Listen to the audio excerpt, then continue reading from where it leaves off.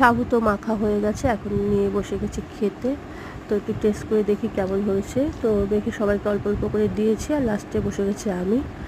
সাবু মাখা তো দাদা আমার ফেভারিট, আমি আগেও বললাম। তো যাই হোক, আর চিনি তো নিয়ে নিই, চিনি ছাড়া টেস্ট একটু অন্যরকম, তবে যথেষ্ট ভালো খেতে। তো ওই যে গুঁড়ো দুধ থাকে, সেই দুধের যে মিষ্টিটা থাকে সেটাতেই সাবুটা মিষ্টি হয়ে যায়। তো খেতে বেশ ভালো হয়েছে আর কি।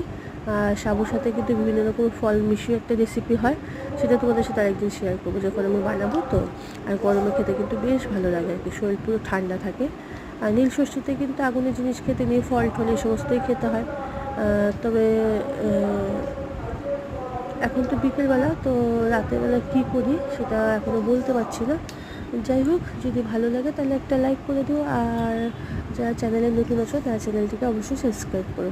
আর এইভাবে পাশে থেকো, আশা করি তোমাদের ভালোবাসায় তোমাদের সবাইকে নিয়ে অনেক দূরে এগিয়ে যেতে পারবো। আর সবাই খুব ভালো থেকো। টাটা।